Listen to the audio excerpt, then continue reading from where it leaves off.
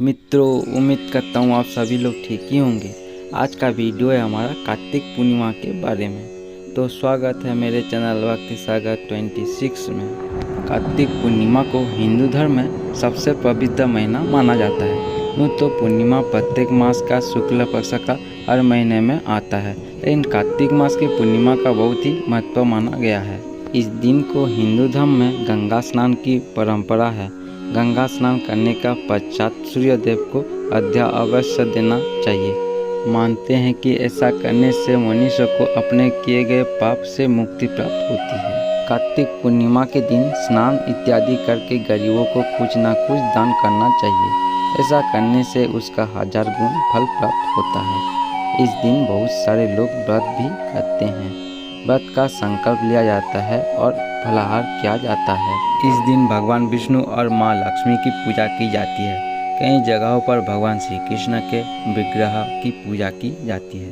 इस विशेष दिवस पर भगवान शिव का भी पूजा करने का विधान है। इस दिन सूखे मेवों का प्रयोग करना बहुत अच्छा होता है। कार्तिक मास में पवित्र महीने मांसाहार सेवन नहीं करना चाहिए। कहा जाता है कि कार्तिक माह में भगवान विष्णु पानी में रहते हैं। एक पौराणिक कथा के अनुसार तारकासुर नामक एक राक्षस था। उसके 3 पुत्र थे, तारक्षक, कमलाक्षक और विद्यानुमाली। तारकासुर बहुत ही बलवान था। उसने धरती पर स्वर्ग पर अपना आतंक मचा रखा था, जिससे परेशान होकर देवताओं ने भगवान शिव से उसका अंत करने के लिए प्रार्थना की। उनकी प्रार्थना सुनकर भगवान शिव ने तारकासुर का वध किया। इससे देवता बड़े प्रसन्न हुए। इसके पुत्रों को ये सुनकर बड़ा दुख हुआ और उन्होंने इसका बदला लेने के लिए ब्रह्मा जी की घोर तपस्या की। उनकी तपस्या से प्रसन्न होकर ब्रह्मा जी ने तीनों से वरदान मांगने को कहा। तीनों ने ब्रह्मा जी से अपना अमर होने का वरदान मांगा। ब्रह्मा जी ने अमरता के अलावा कोई दूसरा वरदान मांगने को कहा। इसके बाद उन तीनों ने कुछ देर तक इस प्रकार बहुत विचार किया और फिर ब्रह्मा जी से कहा, आप तीनों अलग अलग नगरों का निर्माण करें, जिसमें सभी बैठकर पूरी पृथ्वी और आकाश में घूम सके। 1000 साल बाद जब हम मिले तो हम तीनों के नगर मिलकर एक हो जाए। जो देवता तीनों नगर को एक ही बाण से नष्ट करने का क्षमता रखता हो, वही हमारी मृत्यु का कारण बने। उन सब की नज़र में ये एक असंभव कार्य था। उन्होंने उन्हें वे वरदान ब्रह्मा जी के निर्देशानुसार मायादान के उनके लिए 3 नगरों की स्थापना की। तारकाख्या के लिए सोने का, कमला के लिए चांदी का और विद्युन्मानी के लिए लोहे का नगर बनाया गया।